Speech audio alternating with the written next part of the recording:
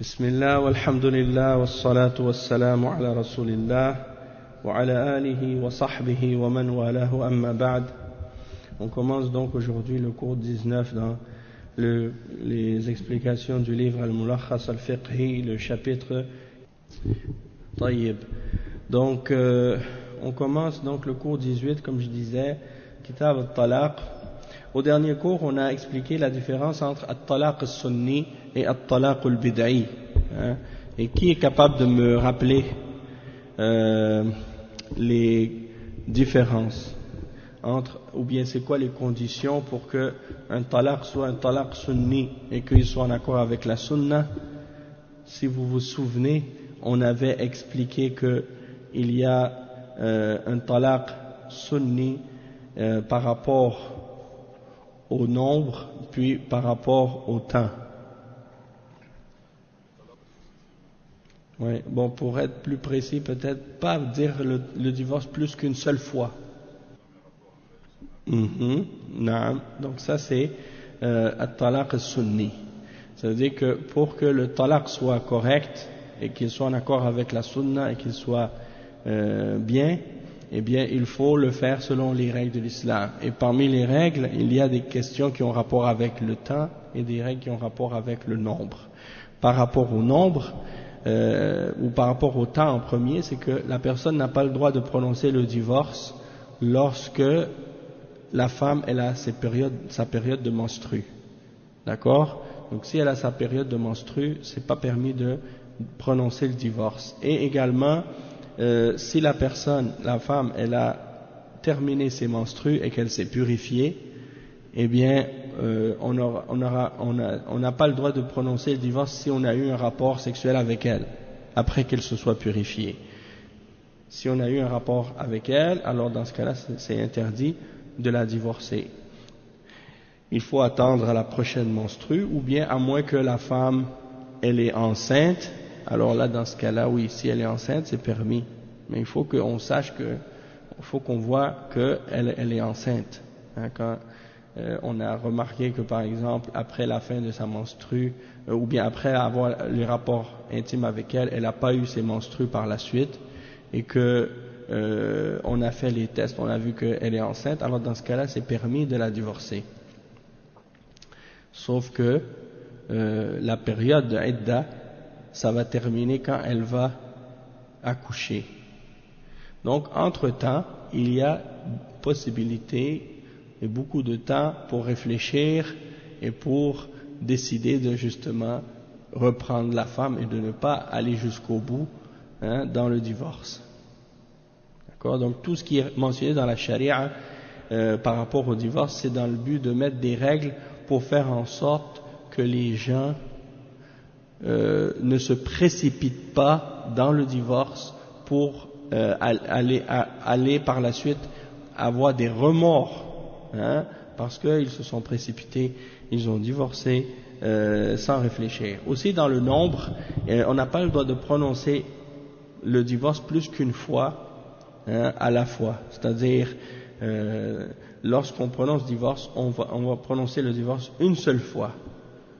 On dit anti taliq une fois. On ne va pas répéter plusieurs fois le talaq, parce que si on le prononce plusieurs fois, eh bien le résultat de ça, c'est que on a fermé une porte qui était ouverte et on a limité quelque chose qui était large, et on a rendu quelque chose restreint qui était ouvert, dans le sens que tu pouvais prononcer le divorce et décider que tu t'es trompé et reprendre ta femme. Mais si tu prononces le divorce 3 fois d'un seul coup, eh bien là ça veut dire que tu n'as plus de possibilité de la reprendre. Alors peut-être que là après tu vas avoir des remords. Tu te dis mais pourquoi j'ai prononcé le divorce? Mais il est trop tard maintenant parce que tu l'as déjà dit 3 fois. Donc ça c'est des exemples du talaq al-bid'i.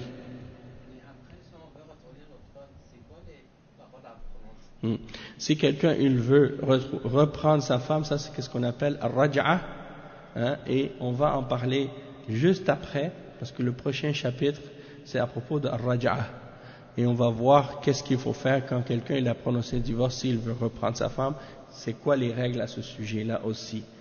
Donc maintenant qu'on a parlé de at-talaq as-sunni et at-talaq al-bid'i en détail au dernier cours, maintenant on va parler des termes qui sont employés dans le but de prononcer le divorce. C'est-à-dire c'est quoi les formules qui sont acceptables pour que le divorce soit prononcé et accepté. Eh bien, il y a deux catégories de termes ou de formules qu'on peut employer pour le divorce. La première catégorie, c'est al-alfaz as-sariha, et la deuxième, c'est al-alfaz al-kinaiya. Al-alfaz as-sariha, c'est les expressions qui sont explicites, c'est-à-dire qui mentionnent le fait de vouloir divorcer de façon claire et explicite. Il n'y a pas d'ambiguïté là-dedans. Tandis que al-alfaz al-kinaiya, c'est des termes qui peuvent supposer ou impliquer qu'on veut divorcer, mais c'est pas explicite, c'est pas clair. Ça peut vouloir dire autre chose que le divorce. Alors dans ce cas-là, il y a des règles, d'accord? Donc le cheikh il explique et il dit al-qism al-awwal alfaz al-talaq tanqasimu ila qismayn. Al-qism al-awwal alfaz صريحة وهي الألفاظ الموضوعة له التي لا تحتمل غيره، وهي لفظ الطلاق وما تصرف منه من فعل ماض كطلقتك، واسم فاعل أنت طالق، واسم مفعول كأن يقول أنت مطلقة، دون المضارع والأمر مثل تطلقين واطلقي، واسم الفاعل من الرباعي كأنت مطلقة، فلا يقع بهذه الألفاظ الثلاثة طلاق لأنها لا تدل على الإيقاع. Donc ici le cheikh il explique qu'il y a des termes qui sont explicites, qui ont été établis dans la charia pour désigner le divorce et qui ont été placés pour ça et qui ne peuvent impliquer autre chose que le divorce. Et ces termes-là sont reliés au mot talaq, le divorce, et tout ce qui découle de ce terme, comme par exemple talaqtuka, ou plutôt talaqtuki. Donc l'homme il va dire à sa femme je t'ai divorcé au passé, talaqtuki, c'est-à-dire je t'ai divorcé. Ça compte. Si la personne dit anti taliq, il utilise ismu fa'il anti taliq, tu es divorcé. Ou bien ismu maf'oul anti mutallaqa, tu es divorcé. Ça veut dire ces trois termes-là, si quelqu'un l'utilise et le dit en arabe, ou en français, il dit je te divorce, ou je t'ai divorcé, ou tu es divorcé, ça dans ce cas-là, ça veut dire que l'affaire est claire et le divorce a lieu. Maintenant, s'il utilise le verbe impératif ou le le verbe impératif comme par exemple tatliqin ou itliqi, le cheikh il dit non, ça compte pas. Il ne faut pas que ce soit un verbe impératif et il ne faut pas que ce soit non plus ismu fa'il min ar-ruba'i anti mutalliqa. Ismu fa'il min ar-ruba'i, dans ce cas-là mutalliqa ça compte pas non plus, parce qu'il dit ça n'indique pas que la chose s'est produite, que le divorce s'est produit. En ce qui concerne les termes, donc pour revenir en arrière pour que ce soit clair, les termes qu'on peut utiliser pour dire que la personne est divorcée, c'est talaqtuki, anti taliq ou anti mutallaqa. Ça c'est les trois formules. Maintenant les termes qui sont sous-entendus ou qui ne sont pas explicites par rapport au divorce, il dit وهي الألفاظ التي تحتمل الطلاق وغيره كأن يقول أنت خلية وبريئة وبائن أنت حرة أو اخرجي والحقي بأهلك وما أشبه ذلك. والفرق بين الألفاظ الصريحة والألفاظ الكناية في الطلاق أن الصريحة يقع بها الطلاق ولو لم ينوه، سواء كان جادا أو هازلا أو مازحا لقوله صلى الله عليه وسلم ثلاث جدهن جد وهزلهن جد والنكاح والطلاق والرجعة رواه النسائي رواه الخمسة إلا النسائي. وأما الكنائية أو الكناية فلا يقع بها الطلاق إلا إذا نواه نية مقارنة لللفظة، لأن هذه الألفاظ تحتمل الطلاق وغيره من المعاني، فلا تتعين للطلاق إلا بنيته، فإذا لم ينوي بها الطلاق لم يقع إلا في ثلاثة حالات. يعني les paroles des fuqaha, elles sont très précises, elles sont très très claires. Donc ici le cheikh il dit qu'il y a d'autres termes on peut employer pour dire le divorce, mais qui ne sont pas explicites et qui ne sont pas clairs, qui peuvent impliquer le divorce ou autre chose que le divorce. Comme par exemple si quelqu'un dit ça y est, je te laisse, je suis séparé de toi, ou bien je suis innocent de toi, ou bien tu es libre, sors. Il dit à sa femme, sors, va chez ta famille, va chez tes parents, ou des choses comme ça. Il dit, ça peut vouloir dire le divorce si la personne l'a impliqué, c'est ça son intention. Si son intention c'était de dire ça à sa femme dans le sens qu'elle est divorcée, alors dans ce cas-là, ça peut avoir le sens du divorce. Mais si l'intention de la personne c'était pas le divorce, alors dans ce cas-là, ça va pas être un divorce. Donc, la différence entre les deux, c'est la différence entre les termes explicites et les termes qui sont pas explicites, c'est justement que les termes explicites, l'intention n'a pas de lien, c'est-à-dire la personne qui l'a prononcé, même si elle plaisantait, même si elle le disait comme pour rire ou pour jouer, ça compte quand même, si c'est des termes explicites. Mais si c'est des termes qui ne sont pas explicites, alors dans ce cas-là, si la personne les prononce, eh bien, il faut demander à la personne, c'était quoi ton intention? Est-ce que ton intention c'était de divorcer ou non?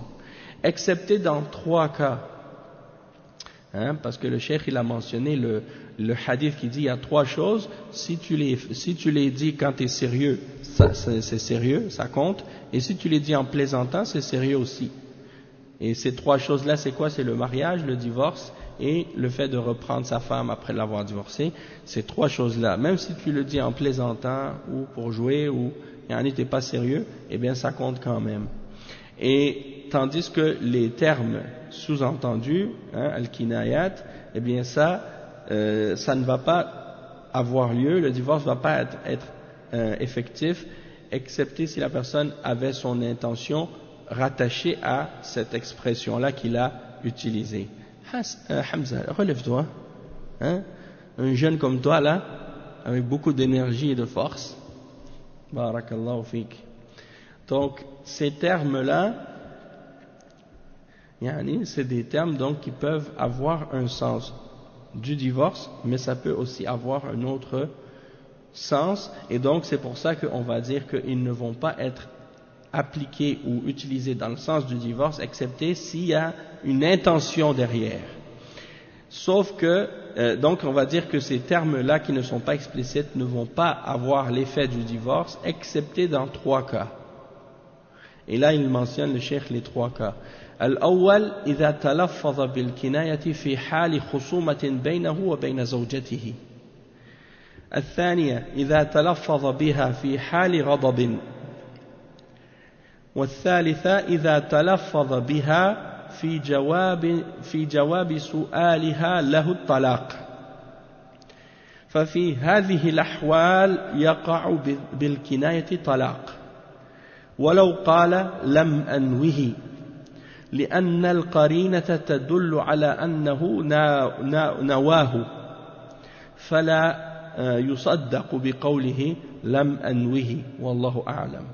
Donc le cheikh il dit les 3 cas dans lesquels les expressions qui ne sont pas explicites vont compter comme un divorce.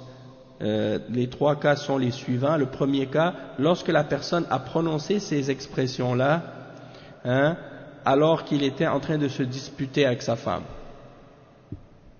Le deuxième exemple, c'est lorsqu'il les prononce alors qu'il était en colère.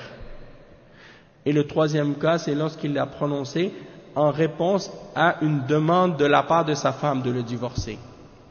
Donc si par exemple sa femme, elle lui dit « divorce-moi », puis lui dit « va-t'en, hein, sors, va chez tes parents », des choses comme ça.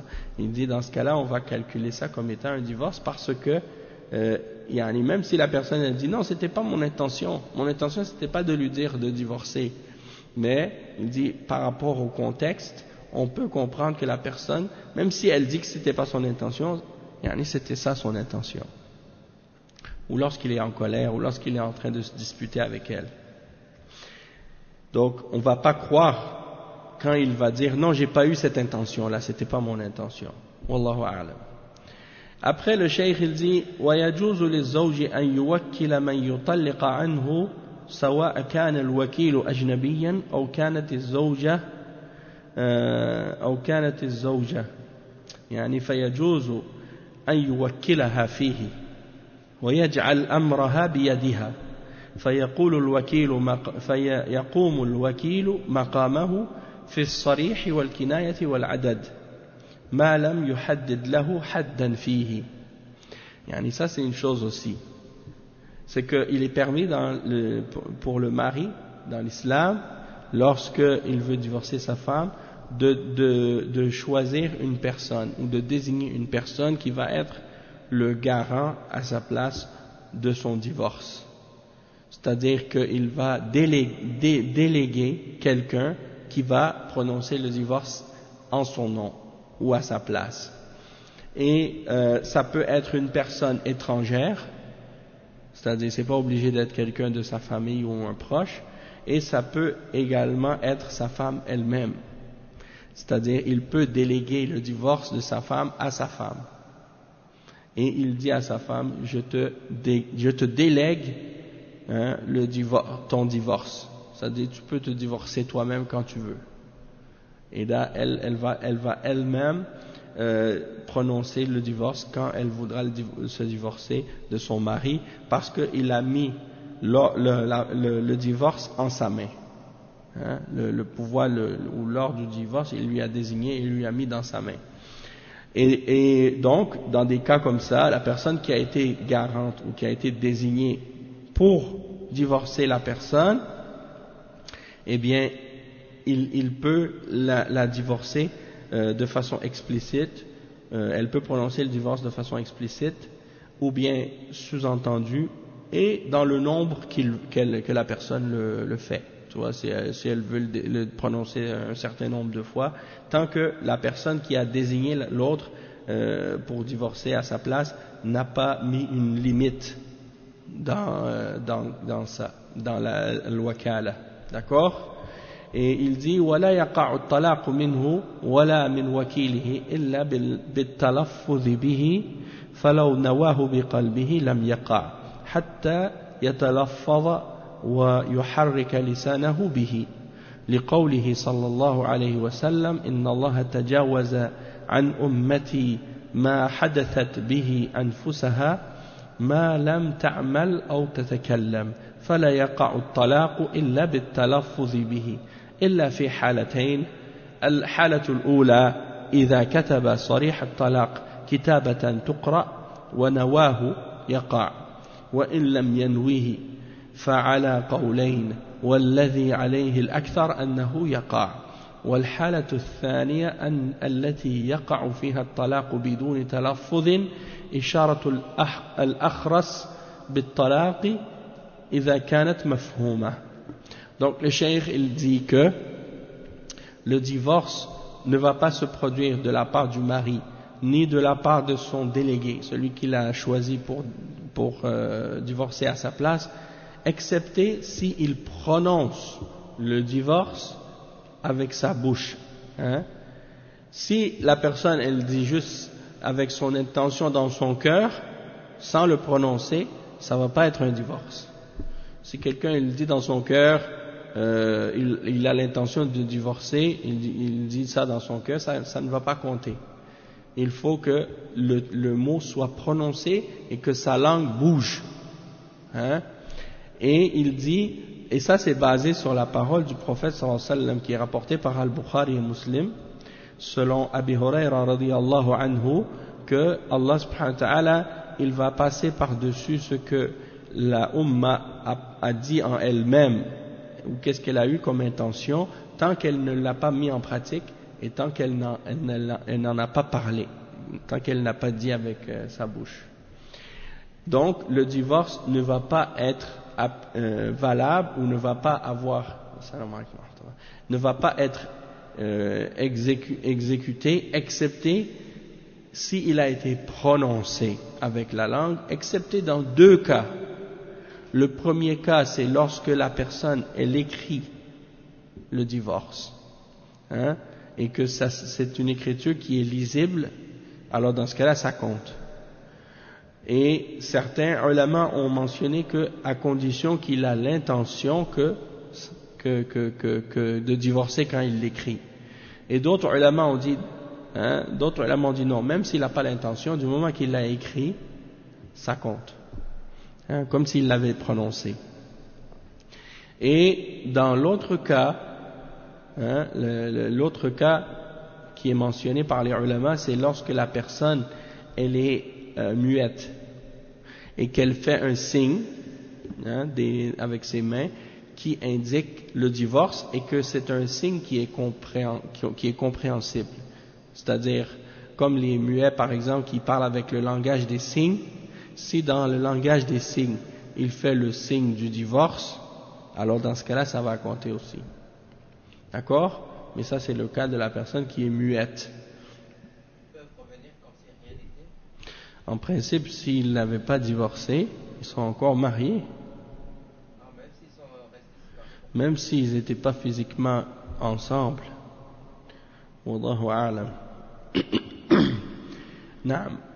أما عدد الطلاق فيعتبر بالرجال حرية ورقا لا بالنساء لأن الله خاطب به الرجال خاصة كما قال تعالى يا أيها النبي إذا طلقتم النساء فطلقوهن لعدتهن وقال تعالى وإذا طلقتم النساء فبلغن أجلهن والنبي صلى الله عليه وسلم قال إنما الطلاق لمن أخذ بالساق فيملك الحر 3 تطليقات وإن كان تحته أمة ويملك العبد تطليقتين وإن كان تحته حرة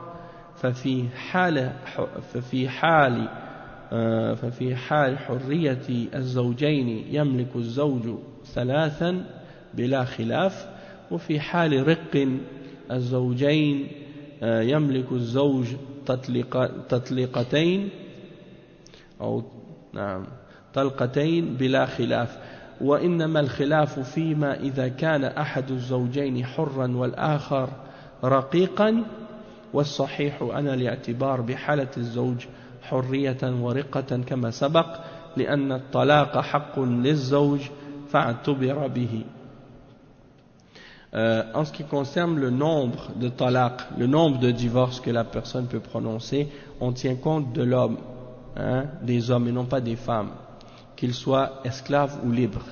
On ne tient pas compte de la femme, de l'état de la femme, mais on tient compte de l'état de l'homme, s'il est libre ou esclave. Parce que Allah subhanahu wa ta'ala dans les versets du Coran au sujet du divorce s'est adressé à l'homme. Donc le divorce c'est entre les mains de l'homme et non de la femme. Et comme on a mentionné le verset 1 dans Surat At-Talaq, ô prophète, lorsque tu divorces les femmes, alors divorce-les li'iddatihinna, yani selon pendant leur période de pureté et dans lesquelles on n'a pas eu de rapport intime avec elles. Et il dit وَقَالَ تَعَالَى وَإِذَا طَلَّقْتُمُ النِّسَاءَ, donc lorsque vous divorcez des femmes et qu'elles atteignent leur terme. Donc ça c'est les versets dans le Coran qui indiquent que le divorce est entre les mains des hommes et non des femmes, et aussi le prophète sallallahu alayhi wa sallam qui dit dans le hadith qu'on a mentionné déjà, rapporté selon Ibn Majah et Ad-Daraqutni, même si certains ulama ont mentionné que ce hadith là il est faible, le prophète sallallahu alayhi wa sallam on lui a attribué qu'il a dit le divorce c'est pour celui qui prend la jambe, c'est-à-dire dans le sens que c'est l'homme qui détient le droit de divorcer. Et il dit, donc la personne libre, l'homme libre, il a le droit de divorcer 3 fois. Hein?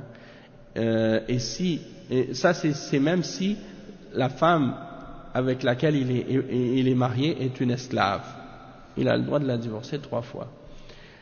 Si c'est un esclave qui est marié avec une femme, il a le droit de la divorcer 2 fois. C'est pas 3 fois pour l'esclave. Pour l'esclave, c'est 2 fois. Même si la femme avec laquelle il est marié est libre. Donc, si un homme est esclave, il a juste 2 fois le droit de divorcer, pas 3. Oui, c'est ça. Donc, il dit dans le cas de la liberté des 2 époux, si les 2 époux sont libres, alors l'homme, le mari, il a le droit de divorcer 3 fois, il n'y a pas de divergence là-dessus. Et dans le cas où les 2 époux sont esclaves, eh bien le mari, il a le droit de divorcer 2 fois, ça, il n'y a pas de divergence là-dessus. La divergence, c'était uniquement dans le cas où un des 2 époux était libre, tandis que l'autre était esclave. Et il dit l'opinion correcte par rapport à ça, c'est qu'on tient compte de l'état du mari, qu'il soit esclave ou libre. Et si il est esclave, il a le droit de divorcer 2 fois. Si il est libre, il a le droit de divorcer 3 fois. Hein, et c'est uniquement le droit de l'homme, et on tient uniquement compte donc de l'homme par rapport à ça. Ensuite, le cheikh il dit يجوز الاستثناء في الطلاق ويراد به إخراج بعض الجملة بلفظ إلا أو ما يقوم مقامها. والاستثناء هنا إما أن يكون من عدد التطليقات كأن يقول أنت طالق 3 إلا واحدة، وإما أن يكون من عدد المطلقات كأن يقول نساء طوالق إلا فاطمة مثلا. وعلى كل يشترط لصحته في الحالتين أن يكون المستثنى مقدار نصف المستثنى منه فأقل، وإن كان المستثنى أكثر من نصف المستثنى منه كما لو قال أنت طالق 3 إلا 2 لم يصح. ويشترط أيضا التلفظ بالاستثناء إذا كان موضوعه الطلقات أو الطلقات، فلو قال أنت طالق 3 ونوى إلا 1 وقعت 3، لأن العدد نص فيما يتناوله فلا يرتفع بالنية لأنه أقوى منها. ويجوز الاستثناء بالنية من النساء، فلو قال نساء طوالق ونوى إلا فلانة صح الاستثناء، فلا تطلق من نوى استثناءها لأن لفظة نساء تصلح لكل وللبعض فله ما نوى. Ok, le cheikh explique qu'on peut également dans le divorce faire des exceptions ou des exclusions dans le divorce.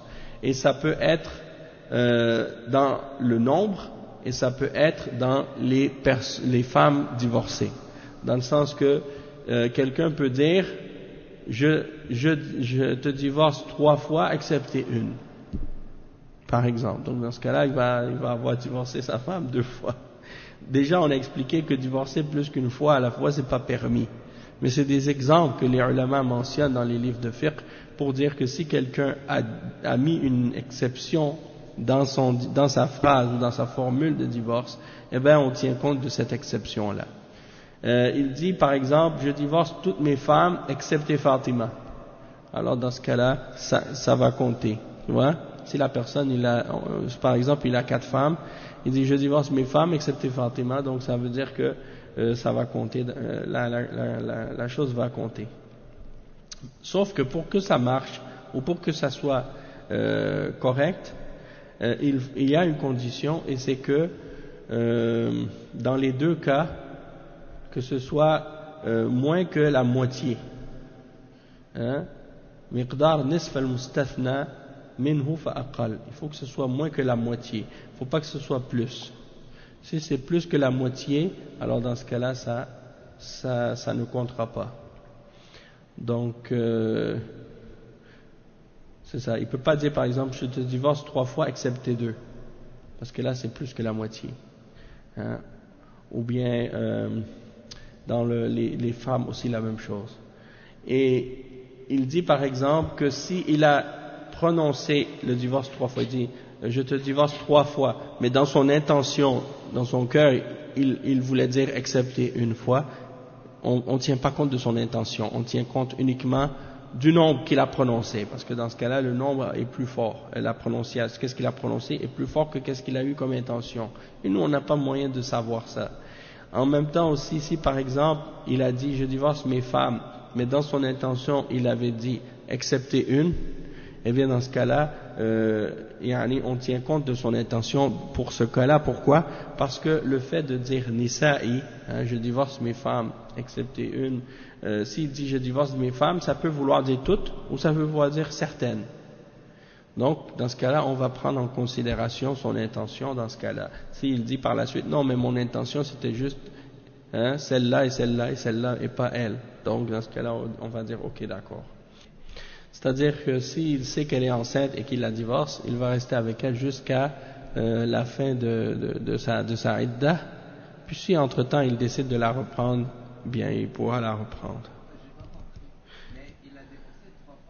Ah, tu veux dire qu'il a divorcé 3 fois? Oui, ok. Donc dans ce cas-là, s'il a divorcé 3 fois, il ne pourra pas la reprendre après. Même si elle est enceinte. C'est-à-dire s'il la divorce 3 fois pendant qu'elle est enceinte, il ne pourra pas la reprendre après. C'est pour ça qu'il ne faut pas prononcer le divorce 3 fois, c'est interdit.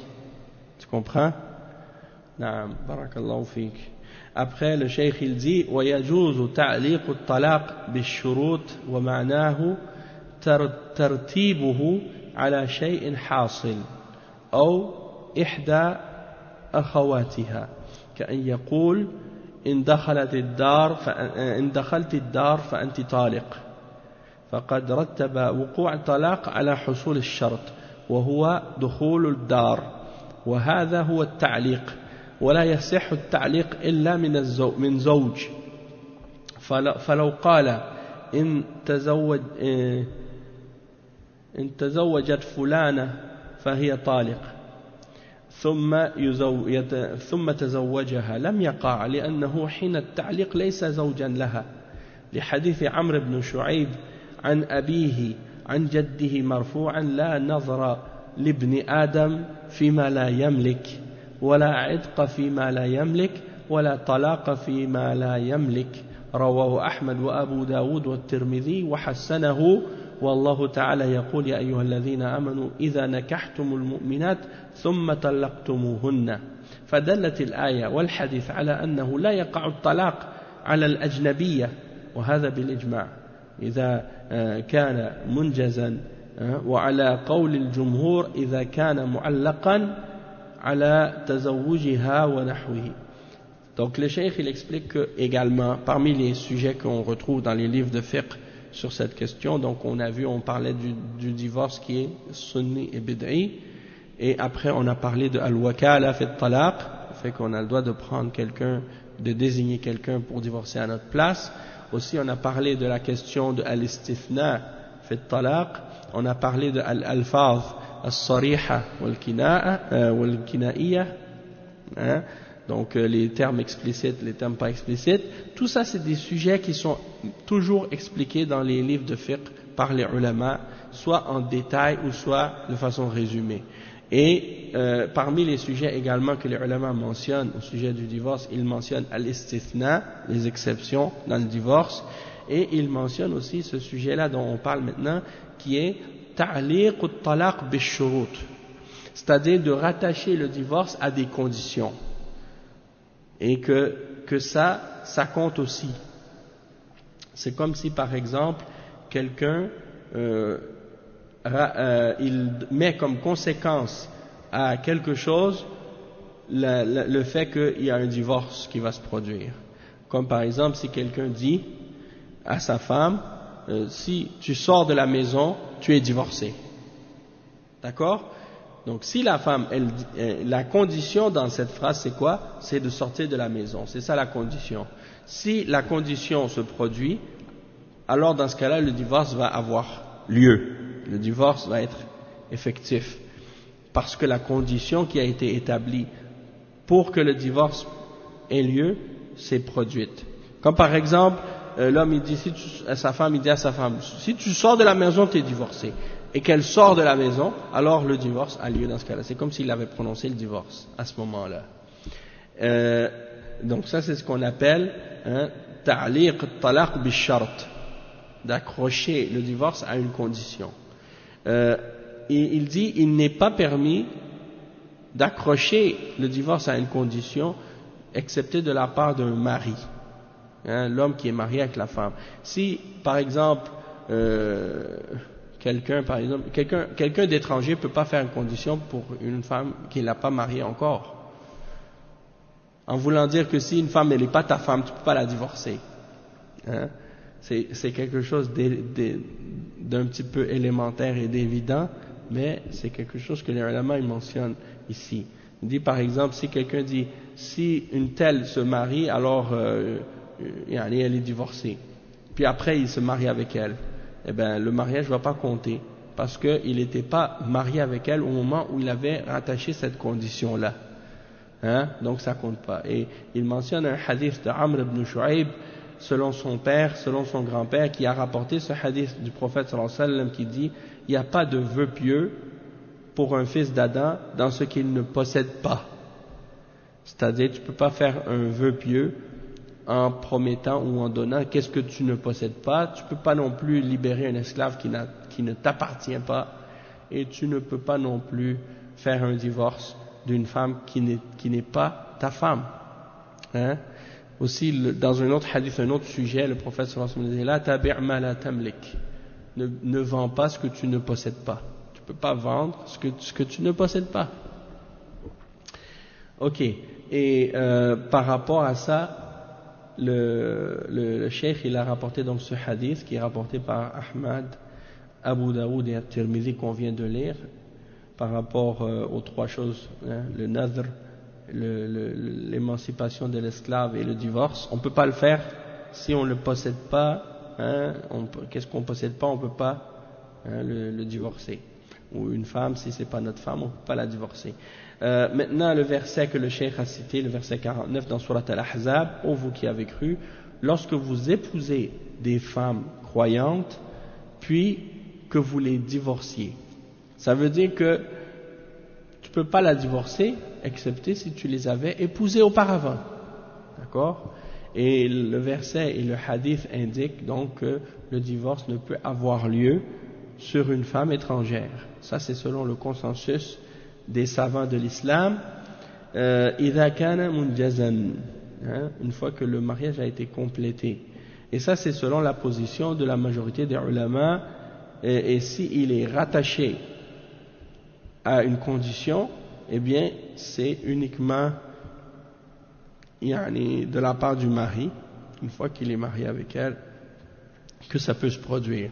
Il dit فَإِذَا عَلَّقَ الطَّلَاقُ عَلَى شَرْطٍ لَمْ تُطْلَقْ قبل وجوده وإذا حصل شك في الطلاق ويراد به الشك في وجود لفظه أو الشك في عدده أو الشك في حصول شرطه فأما إن شك في وجود الطلاق منه فإن زوجته لا تطلق بمجرد ذلك لأن النكاح متيقن فلا يزول بالشك وإن شك في حصول الشرط الذي علق عليه الطلاق كأن يقول إذا دخلت الدار فأنت طالق ثم يشك في أنها دخلتها فإنها لا تطلق بمجرد الشك لما سبق وإن تيقن وجود الطلاق منه وشك في عدده لم يلزمه إلا واحدة لأنها متيقنة وما زاد عليها مشكوك فيه واليقين لا يزول بالشك وهذه قاعدة عامة نافعة في كل الأحكام وهي مأخوذة من قول النبي صلى الله عليه وسلم دع ما يريبك إلى ما لا يريبك ومن قوله لمن كان على طهارة متيقنة وأشكل عليه حصول ناقد أو حصول الناقد لا ينصرف حتى يسمع صوتا أو يجد ريحا وغيرهما من الأحاديث وهذا مما يدل على سماحة هذه الشريعة وكمالها فالحمد لله رب العالمين. Donc le cheikh il termine ce chapitre là en expliquant que la question de fait d'accrocher le divorce à une condition quelconque, si par exemple il y a une condition qui a été accrochée à un divorce, eh bien le divorce ne va pas avoir lieu excepté une fois que la condition est présente. D'accord? Une fois que la condition est présente, alors ça va compter. Mais encore une fois, je dois répéter qu'est-ce qu'on a expliqué dans le cours précédent, que c'est pas quelque chose qu'un homme doit prendre l'habitude de faire, d'accrocher des menaces de divorce à chaque chose qu'il veut demander de sa femme. Peut-être qu'à force de faire ça, il risque d'oublier même qu'est-ce qu'il a accroché comme condition à chaque chose. Si tu sors de la maison, t'es divorcé. Si tu touches à ça, t'es divorcé. Si tu fais ça, t'es divorcé. Si tu fais ça, t'es divorcé. Si tu fais pas ça, t'es divorcé. À la fin, il se rappelle même plus. Tellement il a accroché le divorce à plein de différentes choses. Et la femme, peut-être, elle va être divorcée plus que 3 fois à la fin. Si elle les fait toutes en même temps, ou une après l'autre, elle va être divorcée plusieurs fois. Donc ça, c'est pas bon. Ça, c'est pas bon de faire ça. Et comme j'ai expliqué au dernier cours, le cheikh, il l'a mentionné lui-même, le cheikh Al-Fawzan, hafizahullah, il a dit on ne doit pas utiliser le divorce comme une menace pour essayer de faire peur à la femme ou bien de la forcer à vouloir faire qu'est-ce qu'on veut qu'elle fasse à chaque fois. Parce que ça, c'est pas une façon d'agir. C'est pas une façon correcte d'agir. Et ça peut avoir des effets contraires parfois. La personne qui agit de cette manière-là, ça veut dire qu'elle n'a pas elle ne sait pas comment discuter ou parler avec sa femme comme il faut pour essayer de lui expliquer qu'est-ce qu'il veut d'elle et pourquoi elle devrait le faire ou non, sans utiliser des menaces et sans utiliser le divorce comme menace, encore moins. Ouais, ça c'est une bonne question. La personne qui a dit ça, là, est-ce qu'il peut la reprendre? Mais parce que le divorce, comme on a expliqué, tout ce que tu fais quand tu prononces le divorce, c'est toujours sérieux, même si tu le dis pas pour de vrai. Et comme on a déjà expliqué, l'ignorance dans ces cas-là, c'est pas une excuse si la personne elle avait la possibilité d'étudier ou d'apprendre sa religion. Tu ne dois pas prononcer le divorce si tu ne sais pas comment faire le divorce. Apprends les règles du divorce en premier, après tu pourras prononcer le divorce comme il faut, selon les règles. D'accord? Donc, parle pas dans la religion d'Allah sans science. Est-ce que tu vas penser à faire la salat si tu n'as pas appris comment faire la salat? Tu vas demander comment je dois faire la salat. Donc, si tu vas demander comment faire la salat avant de faire la salat, la même chose, tu vas pas te marier si tu sais pas comment faire les règles du mariage. Tu vas te renseigner sur les règles du mariage. Quand c'est le temps de divorcer, tu dois te renseigner aussi sur les règles du divorce. Comment ça fonctionne? C'est quoi les règles? C'est quoi les conditions? Et ainsi de suite. Donc le cheikh il explique ensuite, donc pour savoir maintenant est-ce que tu peux revenir sur ça ou non et comment ça fonctionne, les détails de ça, je vais essayer de me renseigner plus en détail là-dessus pour avoir des réponses plus claires sur ça. Non. Si la personne elle a prononcé le divorce une fois, puis que la femme est par exemple dans sa idda, il l'a repris. Là, ça compte pour une fois. Si par exemple dans l'année suivante, il prononce encore une fois le divorce, eh bien là, ça va compter pour une deuxième fois. Le nombre, il revient pas à zéro.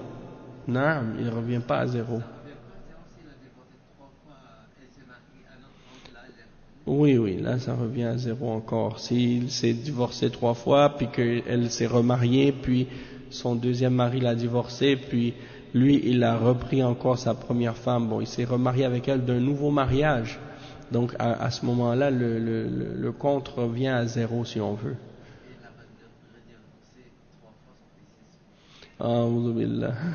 Ça veut dire quelqu'un qui joue là, hein? Ça c'est quelqu'un qui joue avec le mariage, ça c'est pas sérieux. Le cheikh il explique aussi que donc pour que le divorce ait lieu, il faut que quand il a rattaché le divorce à une condition, il faut que la condition se produise pour que le divorce ait lieu. Il dit وَأَمَّا إِنْ شَكَّ فِي وُجُودِ الطَّلَاقِ. Donc c'est ça. Donc les doutes, maintenant il y a des fois les gens ils ont des doutes dans le divorce. Et les doutes au sujet du divorce, ça peut être de différentes choses. Ça peut être lié à différents points. Ça peut être les doutes au sujet de est-ce qu'il a prononcé le divorce. Ça peut être est-ce qu'il y a eu 3 fois ou 2 fois ou 1 fois, il ne se rappelle plus le nombre. Ça arrive souvent. Ou bien le doute, ça peut être sur est-ce que la condition elle a eu lieu ou non. Est-ce que la condition s'est produite ou non? Donc le cheikh il mentionne ces 3 cas. Il dit en ce qui concerne le doute dans le fait que le divorce a été prononcé ou non, eh bien il dit dans ce cas-là sa femme ne va pas être divorcée uniquement par rapport à ce doute-là. Parce que il dit le cheikh il dit le mariage c'est ça la certitude. Et le divorce, c'est le doute. Et ça, c'est la règle dans la charia, al-yaqin la yazulu bishak. C'est-à-dire, si quelque chose est certain, cette certitude ne peut pas être éliminée par un doute, ou enlevée par un doute.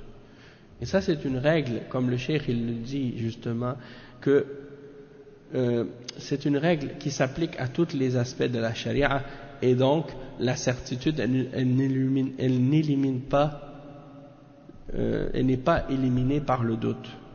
Donc qu'est-ce qui est la certitude? C'est qu'il y a eu un mariage. Ça, on est certain.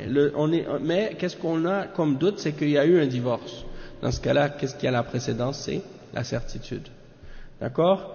L'autre exemple, il dit, si on a eu un doute au sujet de la condition qui a été rattachée au divorce, est-ce que cette condition-là a eu lieu ou non? Donc par exemple, il a dit si elle rentre à la maison, elle va être divorcée. Puis ensuite, il doute, est-ce qu'elle est rentrée ou non? Alors dans ce cas-là, elle ne va pas être divorcée uniquement par rapport à ce doute-là. Encore une fois, à cause de la règle. La certitude n'est pas éliminée par un doute. Et il donne un autre exemple, il dit qu'il est certain qu'il y a eu un divorce de sa part, mais il a un doute au sujet des nombres. Est-ce qu'il a divorcé 1 fois ou 2 fois, ou il n'est pas sûr par rapport au nombre? Alors, dans ce cas-là, il va prendre qu'est-ce qui est certain comme nombre, c'est-à-dire le plus petit. Et qu'est-ce qui est douteux, ou la chose sur laquelle il a un doute, eh bien, il ne va pas en tenir compte. Il va se baser sur le plus petit nombre, et qu'est-ce qui est au-dessus de ça, sur lequel il a un doute, il ne va pas en tenir compte, parce que c'est comme on dit, al-yaqin la yazulu bishak. La certitude ne peut pas être éliminée par un doute. Et le cheikh dit que ça c'est une règle bénéfique dans toutes les règles de la charia et qui est tirée du hadith du prophète sallallahu alayhi wa sallam: laisse ce qui te fait douter pour ce qui ne te fait pas douter. Et c'est un hadith qui est rapporté par At-Tirmidhi selon Al-Hassan ibn Ali radiyallahu anhu, et aussi la parole qu'il a mentionnée à la personne au sujet de la purification ou du wudu. Lorsque la personne avait des doutes, elle a senti des mouvements dans son ventre, ou elle entend des bruits dans son ventre, puis elle est dans la salat. Est-ce qu'elle doit sortir de la prière? pour aller faire son wudu, le prophète sallallahu alayhi wa sallam, il a dit la yansarif hatta yasma'u sawtan aw yajida rihan, c'est-à-dire tu dois pas sortir de la prière excepté si tu as entendu un bruit, hein, quand tu as eu un gaz, tu as entendu le bruit, ou tu as senti l'odeur et que tu es certain que ça vient de ça. Alors dans ce cas-là, tu es certain, ok. Mais si tu as un doute, tu sais pas si tu n'as pas entendu de bruit, ou tu n'es pas certain d'avoir entendu un bruit, ou tu n'es pas certain d'avoir senti l'odeur, alors dans ce cas-là, tu restes dans ta prière. Hein? Ou bien par exemple, quelqu'un, il est venu pour prier le Dhuhr, ou bien le Jumu'ah, il s'en va chez lui. Puis après, il revient pour l'Asr, puis après il dit « je ne sais pas si j'ai encore mon wudu ». Mais il est certain que pour le Dhuhr, il avait fait son wudu, puis il est venu prier.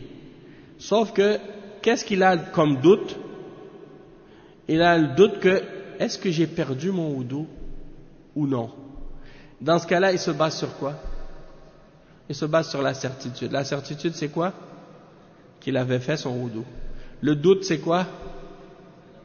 Est-ce qu'il l'a perdu? Donc, la certitude a toujours précédence sur le doute.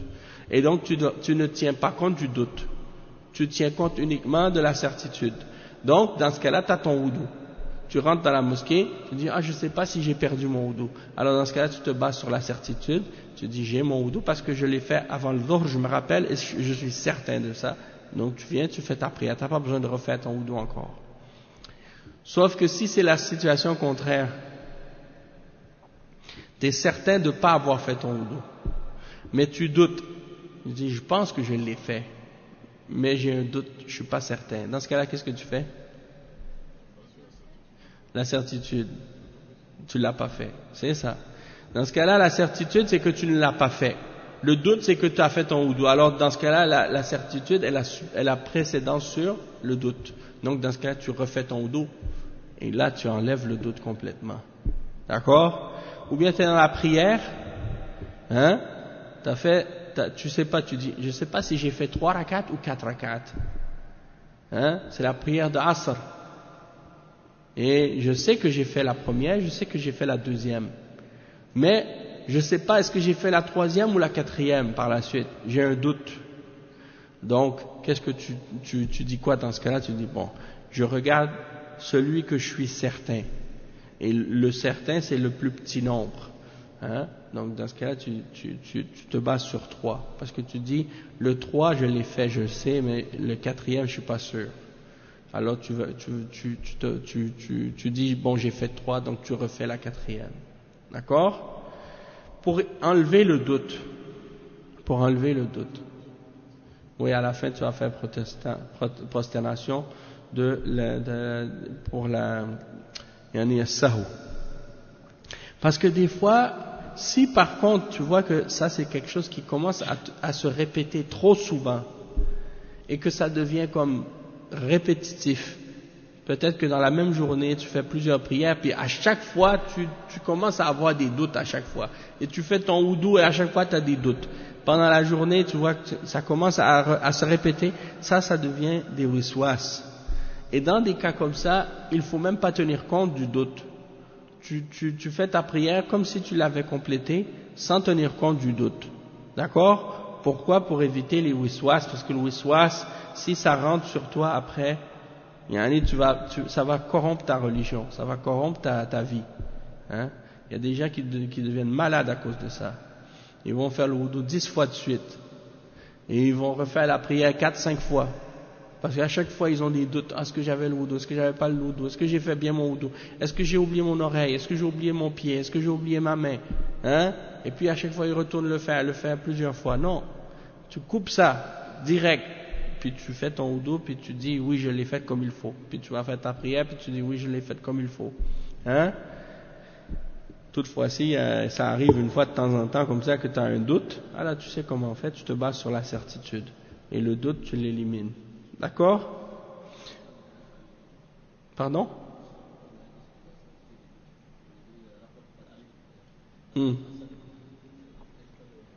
Da' ma yaribuk ila ma la yaribuk. Et il y a beaucoup d'autres hadiths sur le doute, pas seulement celui-là, il y en a d'autres. Et il y a plein de hadiths sur cette règle-là, des versets dans le Coran aussi, qui supportent cette règle. Oui. Et quand vous regardez dans les livres sur le Qawa'id ou l'Usul, le Qawa'id al-Fiqhiyya, il y a plein d'explications sur ces principes-là. Ça, c'est une des grandes règles dans la Sharia.